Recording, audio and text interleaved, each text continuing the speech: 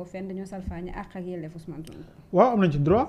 parce que je pense que convention yi moo ko maye que ne bu fekkee rek d'accord ñu ci benn mbir am nañu droit ñu dem saisir yenn ci juridiction yu gën a mag mais est-ce que fii ak élection yi ak fii ak 24 heures bi ñu dugal recours yi mën nañ xeex ba Ousmane Sonko mën a bokk sérieusement je pense pas quand même que toll nañ foo xam ne ci combat bi ak ce qui se passe tout le monde reconnaît que c'est malheureux parce que jàpp naa ne kat nit ki boo koy éliminer parce que tey l'élimination de Karim Meïssa Wade bu ñu ko tegee ci table bi ñëpp ànd kat kii fi ñu ko teg ci wàllum loi la mais je pense qu'avec l'affaire d'Ousmane Sonko moi je comprends pas parce que j'ai l'impression que dañu nekk di tergiverser dañu jàpp fii bu baaxul ñu ngoy fee après ñu ngoyaat fee peut-être naka la conseil mën a wax ne dossier dafa incomplet bi ñu saytoo ñoo xam ne kat quittance wala attestation bu war a béy ko au niveau du CDC moo waral li nga xam ne moo di irrecevabilité de sa candidature et que n'oublions pas que ki la di maître Moussa Diop loolu aussi moo taxoon ñu rejeter sa candidature parce que moom dafa nekkoon kaso et à part bu mu nekkee kaso je pense que on n'avait pas permis à ce que mu joxe délégation pour dem fi nga xam ne moo di CDC moo tax ñu éliminer sa candidature maintenant nag démb avancé nañ ba conseil constitutionnel ci interprétation parce que wax naa leen ne conseil constitutionnel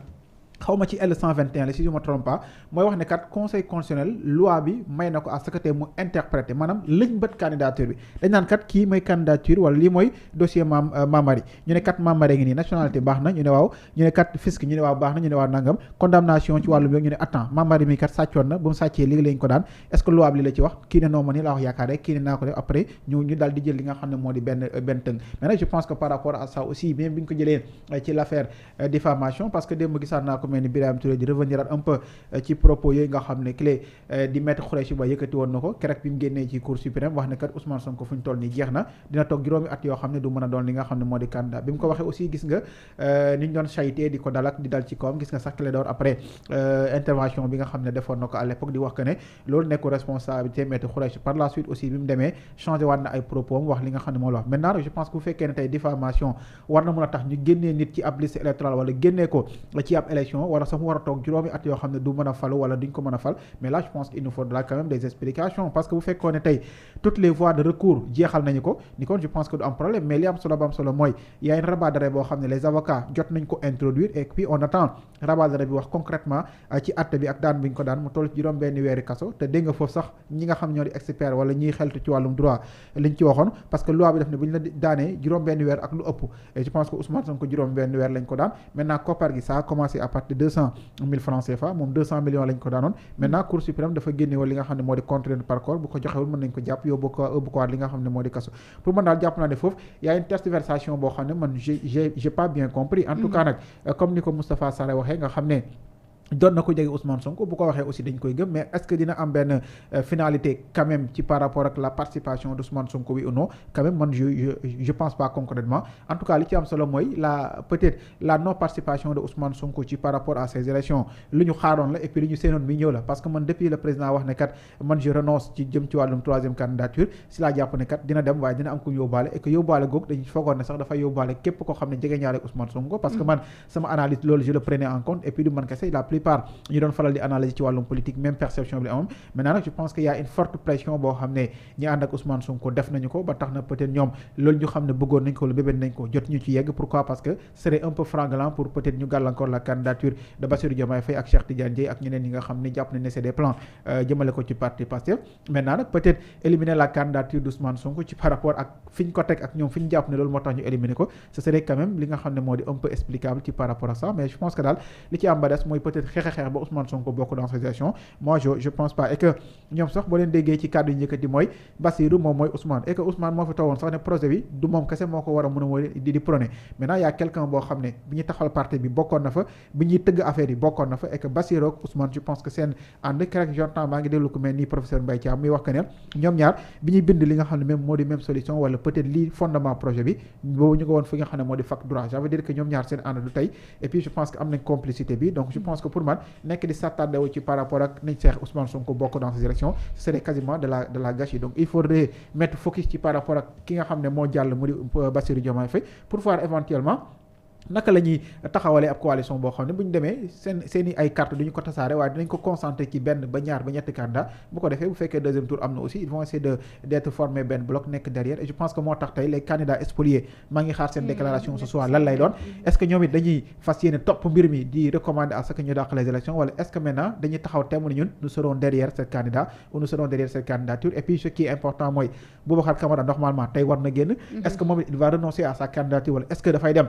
topp ci li nga xam ne moo di wéyal la candidature ça reste à voir maintenant bu fekkee ne Boubacar Camara dafa renoncer Habib Sy renoncer ñeneen renoncer nekk derrière Bassirou Diomaye Faye mais jàppal ne probablement Bassirou il a peut-être 1000 chances pour pouvoir passer dans ces élections et je pense que ci calcul yooyu la ñu war a mën a nekk plutôt nekk fii di ngàññanteeg et puis nañu moytu aussi ces erreurs politiques là erreurs politiques yi mooy nekk di xëccantoog di weranteeg ay maa fi def lii maa fi def suñ ko defee rek il risque quand même de faire perdre li nga xam ne moo di le profil man dama jàpp ne maintenant fi ñu war a focus dëgg mooy jéem a nag présenter nit ñi lan mooy seen programme jéem a dem xool ñoom seen biir former des coalitions yoo xam ne dina am sincérité dina am loyauté te ñi fa nekk it du dañu fi nekk rek pourquoi parce que ñu ngi xaar ëllëg poste bu ñu jëm wala ci gouvernement bu ñu bokk mais je pense que nañ ci dem ak beaucoup de loyauté ak beaucoup de sincérité s'ils le font je pense que quand même ils auront li nga xam ne moo di gain de cause ci par rapport ak élection yi nga xam ne ci la ñu nekk. candidature Bassirou Diomaye Faye validé nañ ko ba tey Bassirou Diomaye Faye Bamba moo nga ci kaso gi Guy Marius Sagna sax gis nañu muy sàkkaasa ko ñu libéré Bassirou Diomaye Faye immédiatement ngir mu mën a woyal campagne am comme ni ko ay moroom candidat am amee ndax jàpp nga ni wala boog ci say recherche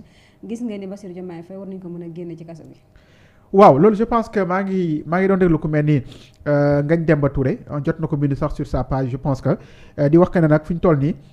ki nga xam ne moo di état bi amul lenn li nga xam ne moo ci am dafa war a dal di libérer ki nga xam ne moo di éventuellement clé nga xam ne moo di candidat Bassirou Diomaye Faye et sur ce je pense que mu ngi koy wax ci campagne électorale chapitre 2 article L 129 mu ne la campagne en vue de l'élection du président de la République est ouverte 21 jours avant le premier tour du scrutin. S'il y a lieu de procéder à un deuxième tour de scrutin, la campagne s'ouvre à compter du jour de l'affichage de la liste des candidats au greffe du Conseil constitutionnel. Elle prend fin la veille des élections de 0. Ci article 130 mooy la Cour d'appel à Dakar à l'égalité entre les candidats saisis par le Sénat ou par un candidat. Elle intervient le cas échéant après les autorités compétentes pour que soient prises toutes les mesures susceptibles d'assurer sans délai cette légalité. L'organe de choix de régulation des voilà donc je pense que bi beneen kii la xam naa ma xool rek parce que je pense que gisoon naa tout à l'heure moom Ngagne Demba Touré mu doon ci àddu ci par rapport ak loolee et je pense que c'est important aussi parce que du moom kese mais gis naa d'autres acteurs politiques yoo xam ne jot nañ ci ñoom it wax ci par rapport ak li nga xam ne moo di loolu mais jàpp naa ne éventuellement li ci am ba des mooy comme ni ñu ko waxee Bassirou Diomaye Faye dañ ko war a libérer ci ni mu gën a gaawee parce que jàpp nañ ne kat fu ñu toll nii amul dara loo xam ne war na ko mën a téye ci kaso gi parce que candidat la et que li ci am solo ba am solo moom mooy dafa war a wëy di baat li nga xam ne moo di campagne dans ces élections et que loolu nga xam ne éventuellement voilà je pense que mbir maa ngi nii moom Ngagne Demba Touré mu ne en vertu du principe de l'égalité entre les candidats posés par le code électoral, le candidat Bassirou Diomaye Faye doit être libéré avant le début de la campagne électorale. Cette exigence légale trouve son siège dans l'article L30 qui désigne la Cour d'appel de Dakar comme juridiction chargée de veiller au respect du principe de l'égalité entre les candidats. Selon la même disposition, elle intervient après des autorités compétentes pour que soient prises toutes les mesures susceptibles d'assurer sans délai cette égalité. La formulation de cet article mérite l'attention sur 2 points essentiels. Toutes les mesures, l'expression toute indique qu'il n'y a aucune délimitation relative au champ d'action des mesures. Or, dans le cas d'espèce, la mesure appropriée est la mise en liberté provisoire du candidat Bassirou Diomaye Faye. Ci 2 bi, autre compétente.